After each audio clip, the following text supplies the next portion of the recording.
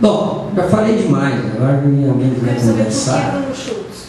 Bruno Schulz é maravilhoso, deslumbrante, é o escritor mais lindo que eu já vi na minha vida, pelo lirismo, pela poesia, pelo pouco que ele escreveu. Ele escreveu 2 livros, Sanatório e Loja de Canelas. Ele, eu acho que é o escritor dos escritores. John Updike, foi Davi Kiss, não sei, disse: Schulz é meu Deus. Eu uma vez escrevi que o diabo matou meu Deus. Ele foi morto num campo de concentração. Ele, além de escrever bem, ele desenhava bem. E um general foi com a cara dele, ficava fazendo ele desenhar para o filho do general. Aí um outro general, inimigo do general, jogou ele no pátio e deu um tiro na cabeça dele. Escreveu 2, a Kozak reeditou o livro dele, agora uma obra completa, que são 2 livros e um fragmento, um negócio assim. Mas é um escritor magnífico, deslumbrante. Eu gosto de literatura também, eu gosto de prosa poética. Já me disseram que eu sou um poeta frustrado. Tem poetas maravilhosos ali atrás. A poesia é muito difícil, eu não tenho capacidade de fazer poesia. E aí eu acho que eu tento poetizar na prosa, fazer rimas internas, sonorizar o texto. Eu sou um poeta frustrado e um músico frustrado também. Costumo dizer que eu gostaria de ser o Paulinho da Viola da literatura, mas não chega a Zeca Pagodinho. Evandro, quando você descobriu que você era escritor? Como foi isso? Meu pai era jornalista, ele tinha uma biblioteca que tinha uma frase assim: somente aqueles que têm biblioteca sabem o quanto é desagradável emprestar livros. E eu ficava, a imagem que eu tenho dele, ele estava lendo Os Sertões de Euclides da Cunha, assim, numa cadeira. E eu fiz um versinho uma vez sobre as lavadeiras que iam para o Rio, lá de Graciliano Ramos. Tem um texto bonito sobre isso. Mas assim, eu tinha 10 anos, falando das lavadeiras lá do Rio, perto da cidade. Um negocinho bobinho, mas um primo que era escritor, o Wander, que já morreu, e ele falou com meu pai, o Evandro tem talento, mas foi um negocinho que eu fiz. Depois eu fui retomar aos 45 anos de idade. Eu vivi dos 18 até os 44 na boemia. Eu não lia nada, não escrevia nada, mas ficava ouvindo meus aedos. Era a época da ditadura, todo mundo falava muito em mesa de bar, então eu conheci muita gente culta e que ficava falando. Eu perguntava: como é que é esse tal de vidas secas? O cara me contava o livro inteiro na noite, bebendo. Semana seguinte eu contava o livro para os outros, como se eu tivesse lido. Era uma farsa. Tinha um amigo que sabia tudo de Dostoiévski, dizia: me diz quem é esse Ivan Karamazov, como é que é? Eu nunca mais esqueci. Ele me contou, falou: tem uma frase do Ivan Karamazov que é assim: o Deus salva todo mundo, não salva ninguém. Nossa, coisa linda. Eu toda hora falava essa frase, como se eu tivesse lido. Então eu pegava uma frase e ia soltando. Passei uns 20 anos enganando, principalmente eu mesmo. Aí eu tive um infarto, vou para a UTI, vou para o Hospital das Clínicas e digo: se eu sair dessa, eu vou ler de verdade e vou escrever de verdade. Li de verdade. Mas eu não sei como foi que surgiu primeiro livro que eu escrevi 200 mini contos. E Bernardo Azenberg fazia crítica na Folha de São Paulo. E eu não o conhecia. Ele faz uma resenha que ele comete uma falha, meu amigo, hoje é meu amigo querido, e ele diz: a melhor coisa do livro é tal coisa. E eu olhei e eu falei: isso aqui não é do autor. Então ele não gostou nada do autor, porque essa frase não é do autor. Aí eu mando, na época era fax, eu mandei um fax: caro Bernardo Azenberg, eu não tenho o hábito de corresponder com jornalistas, acho que isso é uma bobagem e tal, mas você cometeu uma falha. O texto é do fulano de tal, não é do autor, então você não gostou nada do autor. Aí ele manda: obrigado e tal, todo gentil. E falou: o que você faz? Eu falei: eu estou escrevendo um livrinho aí, se você quiser me mandar. Imagina, eu critiquei, logo eu pensei: vai encher minha bola. Eu mando o meu primeiro livro de mini-contos, tinha 200 mini-contos, ele detonou 199. Diz, o autor está muito presente, o autor não está vivendo um momento bom, isso aqui é uma porcaria. E eu olhei e falei, o que esse cara pensa que é? Aí ele diz, mas tem um bom. E eu fiquei uma semana odiando esse tal de Bernardo Azenberg, odiando, eu quero que ele morra. E aí passa uma semana, eu disse, espera aí, ele falou que tem um bom. Desse bom surgiu o meu primeiro livro, que é o Grogotó, que o querido João Alexandre Barbosa gostava muito, Zé Paulo fez o prefácio, Milô gostou muito, João Paulo, foi um sucesso assim, entre os pares, muito bacana, Alcibécora, um monte de cara que conhece aí, mas surgiu dessa coisa, ele detonou 99% do livro. Quer dizer, eu acho interessante falar isso, porque às vezes você leva uma detonada aí e você se desmancha todo, né? E não é, eu acho que você tem que animar com isso, com essa crítica negativa, com aquela coisa do Paulo César Pinheiro, um letrista maravilhoso, umas 500 letras, na época de ditadura, ele tinha um verso assim, você rasga um verso, eu faço outro, você me prende vivo, eu escapo morto, olha eu aqui de novo. É maravilhoso, né? Meu escritor tem que ser isso. Você me dá uma cacetada hoje, amanhã eu escrevo outro livro, e vou escrevendo até terminar. Você não pode esmorecer, não é autoajuda, não é raiva, né? Não é nada de autoajuda, de filho da puta, nojento. Agora eu vou escrever um livro. O Paulo Franchetti, ele dá uma detonada num livro meu, dizendo assim, o Evandro entrou numa armadilha das palavras, do enciclopedismo, eu acho que ele vai terminar aqui. No meu próximo livro eu coloco uma crítica dele dentro do livro. Ele se desmanchou todo. Minha irmã morreu na época, e aí eu, muito triste, comecei a escrever, entre aspas, uma carta para minha irmã. Aí de repente escrevo uma lauda 2 vezes, eu vou escrever um livro para minha irmã. E aí vou contando para ela tudo que estava acontecendo que ela não viu. Inclusive as críticas. Não deu tempo de você ver aquele livro que ia sair, mas ele saiu. Tem um crítico da Unicamp que disse isso. E não sei o que, eu acho que eu errei na mão, não sei o que. Em compensação, alguém falou isso, falou aquilo, eu vou falar. E eu escrevi esse mini conto, escrevi esse conto, escrevi isso, foi surgindo no livro.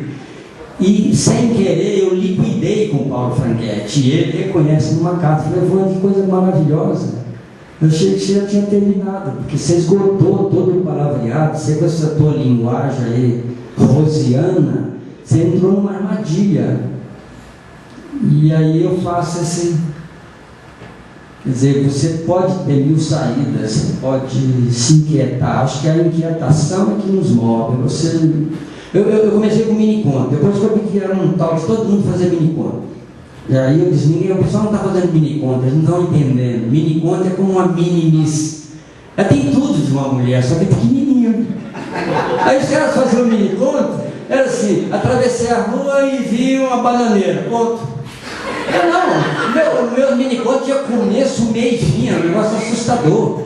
Era um negócio assim, elogiadíssimo mesmo, por esses feras todos. Só que um dia eu disse numa entrevista, eu falei, peraí gente, ninguém está entendendo nada, o mini-conto é apenas um conto pequeno, não é isso, aí virou uma festa de mini-contos, era tudo. Fui falar na Martins Fontes, tinha 28 pessoas, ponto. O que é isso? E eu tinha mini-contos, se ninguém conhece, por favor, leia, é o Grogotó. É um livrinho que realmente agradou. Mas mini-contos assim de coelho que entra em protesto, que não sai da cartola. É lagartixa que fica puta da vida porque pinta a parede de tinta óleo, começa a escorregar. Uma aranha, um velhinho, vovô aranha que se mata no próprio fio. Então tem coisas fantásticas assim. O dono do... Estou dizendo fantástico que é mesmo, entendeu? Hoje eu não saberia fazer. O dono do realejo diz, moço, eu dou sorte para todo mundo, mas só esse mês morreram 20 periquitos. Todo dia morreu o periquito. Como é que eu fico dando sorte para os outros? Eu mesmo. Então eu fiz 88 mini contos, que surgiu dessa detonação do Bernardo Zimberg. E eu peguei uma prática com esse negócio de mini contos na época. Hoje eu não sei fazer, porque eu comecei a me surpreender. Eu começava um texto e não sabia o que era. O que eu estou falando? De uma mulher, de uma lagartixa, de uma aranha? Que diabo é isso? Aí no meio eu descobria. Logo eu surpreendo o leitor, porque eu também não sei o que eu estou falando. O que é? Eu começava e não sabia. Aí fui descobrindo essa técnica. Também quando o autor descobre uma técnica também, aí é perigoso. Então eu parei com mini conto e comecei a fazer mini romances. Até hoje eu estou fazendo mini romances. Mas, como eu disse no começo, do Minha Mãe para cá, eu mudei também. Preocupei mais com a tragédia humana. Tem algum livro seu que você gosta mais? Ou sempre é o último? É sempre o que você está fazendo, senão você para. Você para no meio do caminho. Então eu acho que o meu melhor livro é 10 páginas do Antígona. Porque eu acho que é lindo, e eu tenho que achar que é lindo. Deve acontecer com todos os escritores, né? Eu nunca conversei muito sobre isso, porque senão você não começa. Você diz, não, esse aqui é meu pior livro. Então o que você está fazendo, idiota? Né? Você fala com você mesmo, se você está achando ruim, se bem que comigo não serve de base, eu sempre acho meus livros chatos. Mas eles são chatos mesmo. São chatos no sentido assim, não conto historinha, não faço livro para ser lido na praia. Faço livro para ser lido em velório, sei lá onde. Mas você tem que achar que o que você está escrevendo é o melhor. Isso aí não tem a menor dúvida. O Faulkner dizia, o maior concorrente que eu tenho sou eu mesmo. Então você é teu concorrente. Esquece tudo que está aí fora, todo mundo está escrevendo. Esquece, você não tem nada com isso. Cada um seja feliz, ganhe milhões de prêmios, que ganhe a vida, porque cada um tem um critério, cada um tem um objetivo na vida. Eu tenho uma amiga querida, Márcia Tibuni, ela é poderosa, Sandra conhece, faz palestra no Brasil inteiro, ela da saia justa, é filósofa, tudo. Eu digo, Márcia, a nossa diferença é que você quer tudo, eu não quero nada. Então cuidado com quem não quer nada, ele é imbatível. Eu não quero nada, então eu me contento com o pouco que eu tenho, que é escrever. Moro num quartinho, não me violento com nada, com ninguém. É uma espécie de Mahatma Gandhi da literatura. Gandhi, um ministro inglês que quis copiar, ele falou, não preciso de nada, meu cara, até a roupa que eu tenho, eu que faço. Isso aí é destruidor no mundo que você vive, que todo mundo quer tudo, todo mundo quer. Eu não quero. Portanto, eu me dou luxo de dizer assim, Jô Soares, vá merda. Folha, vá merda. Estadão, vá merda. Qualquer um. Não estou preocupado com isso. Estou preocupado com a fama, com nada. Estou preocupado com o meu texto só. Se o meu texto vencer, tudo bem. Se não vencer, muito que bem. Mas não tem... Ninguém vai me cooptar. Esse paletó eu comprei por R$15 lá no centro da cidade. E tem gente que elogia. Escrever como é idiota, né? Entendeu? Então é fácil enganar esse mundão idiota. Você sabe o caminho que vai o romance antes de fazer ou... Boa pergunta, não sei. Eu começo, por exemplo, o último livro que eu terminei, eu fiquei 8 meses sem escrever. Terminei esse livro aqui, fiquei 8 meses sem sair uma frase. Vou almoçar com um primo cujo tio é um juiz aposentado, um desembargador aposentado, Dr. Célio Benevides, figura maravilhosa, 83 anos. Ele está almoçando e uma hora ele diz assim, todos os meus amigos morreram. Eu pensei, este é meu livro. Chego em casa e anoto, mortos, ponto, todos mortos. É o começo do meu livro. Aí eu começo. Se todos morreram, quem são eles? Que diabo de amigos são esses? Aí, como eu quero brincar com o livro, entre aspas, eu faço com que todos sejam eruditos. Eu começo a ler um monte de livros e aproveito para homenagear 2 amigos que foram muito bacanas com a minha literatura, José Paulo Paes e Alci Pécora, 2 homens realmente eruditos.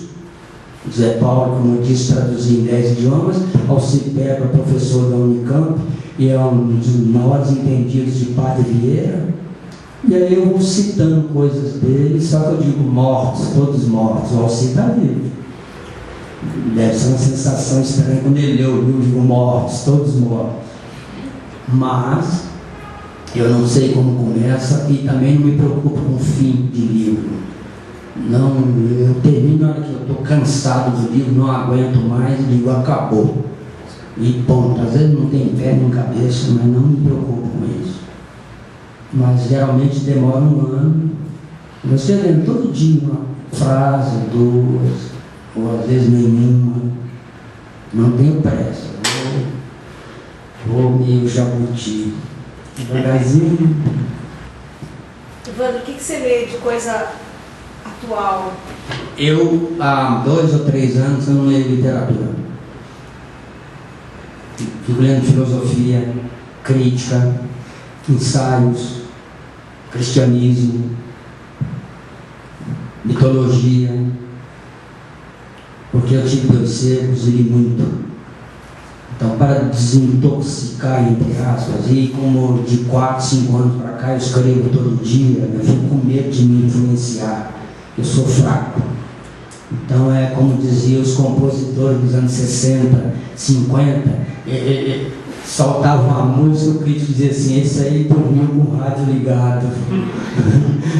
E eu sou influenciável, assim, eu começo a ler esses caras que eu gosto, Lobo Antunes, escritor português. Eu começava a ler o cara, de repente eu estava com uma frase dentro da cabeça e colocava no livro. Isso aqui não é meu, é tão bonito, isso é um perigo, então eu prefiro não ler. Mas eu já li muito, muito. Eu tive 2 sebos, né? Quem tem sebo fica, não todos os donos de sebo, mas no meu caso, ele tinha pouco movimento. Então eu lia muito, escrevia muito. Chegava um cliente e ficava puta. Até que eu falhei uns 2 sebos. Eu estava escrevendo mesmo. Chegava esse cara aí. Alberto Tamer, que morreu ano passado, escrevia sobre economia no Estadão. Ele frequentava muito meu sebo, ele contava uma história para todo mundo. Era assim, esse Evandro é um louco. Um dia eu estava no sebo, ele estava lendo um livro, colocou em cima da mesa, o cara falou, vou levar. Ele falou, não, esse não, eu não terminei ainda. Quer dizer, eu não vendi o livro. E às vezes eu tinha a ousadia, a petulância do sujeito chegar e dizer, me dá esse Kafka. E eu digo, essa tradução não é boa. Então me dá uma boa, não tem. Que situação é essa? Eu não vendi o livro dizendo que a tradução não era boa. Uma vez eu fui entrevistado na Carta Capital, agora eu falei, isso é verdade que o Jô Soares, né? Porque eu falei, meu amigo, aqui só tem literatura. Aí ele pergunta a repórter, e o Arnaldo Jabor? Eu disse, eu estou falando de literatura, mesmo que seja ruim. Quer dizer, era um suicida. Um belo dia, está o Arnaldo Jabor passando, tem uns 2 metros de altura com a namorada era minha amiga, eu não sabia. Oi, Evandro, oi. Mas você não pode perder a frase, a piada. O que diferencia para você um livro bom de um livro ruim? É gosto pessoal e eu falo nas oficinas, são famílias literárias. A minha família literária é da prosa poética. E tem dezenas de livros que o Borges, o grande, o genial Borges, fala que eu vou ler e não gosto. Então o próprio Borges diz, quando você lê um livro, não fique influenciado pelo tamanho do autor. Se não gostou, feche o. Então eu gosto de prosa poética. O que é no Brasil para mim prosa poética? Samuel Ravel, Cornélio Pena, escreveu A Menina Morta, Graciliano Ramos, Lúcio Cardoso, tem prosas poéticas. Hilda Hilst. Então eu gosto disso. Não gosto da história pela história. Então por isso que eu leio pouco, eu leio os meus 30 que eu gosto, vou relendo e eles me satisfazem. Vou cometer aqui um crime que lesa a literatura. Eu nunca morri de amor pelo Dostoiévski, sei que ele é um gênio, um monstro, um sujeito que Freud bebeu nele, nele encheu isso para criar, e na mitologia grega para criar, ele mesmo dizia isso. Mas eu não gosto, porque parece que a prosa dele é feia. Eu sou do Bruno Schulz. Bruno Schulz é um encantamento só, da primeira à última frase, é um encantamento. Então aí eu acho que ele é o lado poeta. O poeta tem esse encantamento. O prosador ele enrola bem. Eu costumo dizer que nós, prosadores, podemos enrolar. A gente escreve 200 páginas, tem umas 100, 80, 70 páginas boas. O resto é enrolação. Você pode cortar. Agora a poesia não dá, né? Ou você pega mesmo ou não pega. Então quando eu vejo a prosa poética, é um cara que tem um pezinho na poesia. Ele segura o texto ali do começo ao fim, mas poeticamente. E a história pela história não me diz nada, não estou muito preocupado.